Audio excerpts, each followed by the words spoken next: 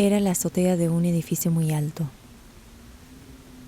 De hecho, todos los edificios que estaban alrededor lo eran, los que estaban cerca y los que por su distancia apenas se divisaba su angosta figura. La azotea, lejos de ser segura, era pequeña y riesgosa. Todo ahí parecía serlo. Todo era extremadamente alto y de una profundidad indivisible, tanto que el cuerpo inconscientemente se movía lo menos posible para evitar caer. No había nada que te separe del abismo. No había nada del que sostenerse. Así que si te ponías muy a la orilla podías caer a una grieta infinita, parecida a las que se abren en un terremoto, tan poderosas e indimensionable en su composición más allá de lo visible. Y entre tanta cosa de repente me di cuenta que no era una mera observadora de todo eso, sino que realmente era parte de eso. Pero no estaba sola. Había más gente que no distinguía. 2 estaban sentados y un tercero era demasiado osado como para andar caminando cerca de la orilla. Se movía con naturalidad, parecía que ese lugar le pertenecía, que había experimentado lo suficiente en esa superficie cuadrada, tanto que podía calcular exactamente hasta qué punto llegar para no caer, y hasta qué punto quitar la vista del piso y desplazarse con una seguridad robusta. Nada en ese lugar ofrecía seguridad. Sin embargo, él se veía seguro, astuto y convencido de cada acción que hacía, incluso muchas veces ignorando el precipicio. Las otras 2 personas que estaban sentadas al lado mío eran más prudentes, pero mantenían una conversación estrecha con ese tercero mientras no le quitaban los ojos de encima, como hipnotizado por la danza suicida que se daba frente a sus ojos. No sabía cuándo ni cómo había llegado ahí, y por qué estaba con esa gente. Al parecer el tiempo pasaba de una forma extraña, y nuestra función parecía ser simplemente estar ahí, en casi inactividad, inmutables. Por un momento volví a mí y me di cuenta que no me sentía cómoda en ese lugar. Pero solo yo parecía estar inquieta y de notar tantas fallas en un mismo espacio en tan poco tiempo. Solo subir resonó en mi mente mientras el tercero se balanceaba en el precipicio y replicaba con su voz la misma palabra. Y ahí me percaté. Comencé a mirar a todos lados y mi corazonada se confirmó. No sabía cómo había llegado, pero estaba descubriendo que tampoco sabía cómo salir de ahí. Miré a los lados del edificio y a ninguno asomaba una escalera. No imagino qué pasaría cuando nos paremos. El vértigo se sentía con solo moverse unos centímetros, incluso estando sentados.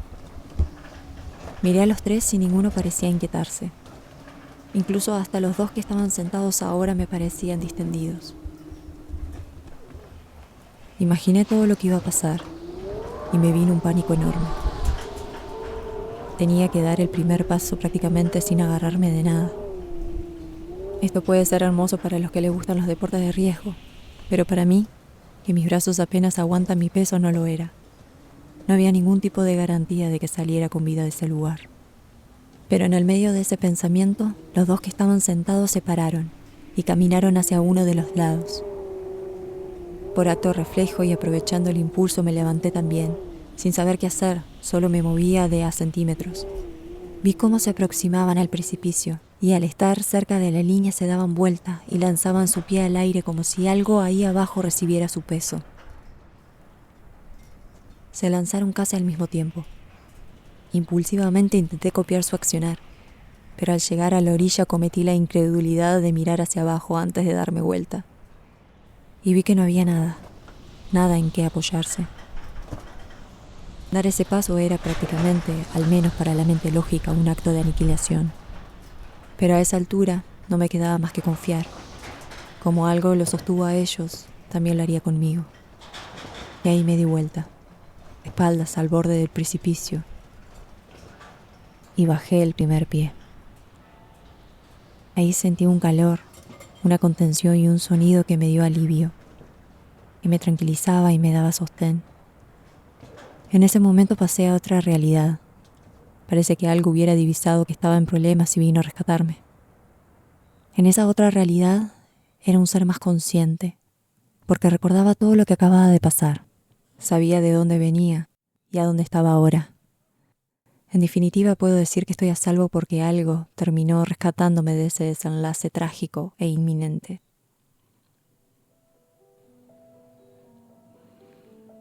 Podía haber terminado todo ahí, pero habría sido en vano estar al filo de la muerte e ignorarlo. Sentía que había mucha profundidad en todo eso.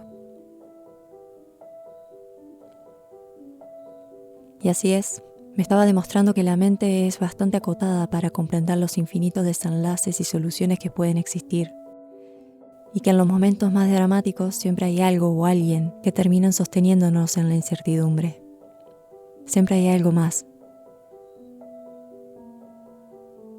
Muchas veces llegamos a lugares que no tenemos ni idea de cómo llegamos ahí, que a través de la sinergia y del no prestar atención a nuestros actos y decisiones, vamos construyendo un camino y de repente nos encontramos en un lugar que no queríamos estar, pero sin embargo estamos ahí.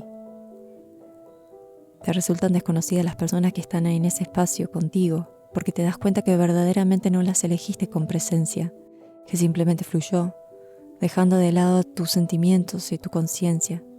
Y ese fluir desordenado, inconsciente, hizo que te encontraras ahí, en donde caíste en cuenta que no querías estar, y que ahora salir de ahí iba a demandar un trabajo enorme.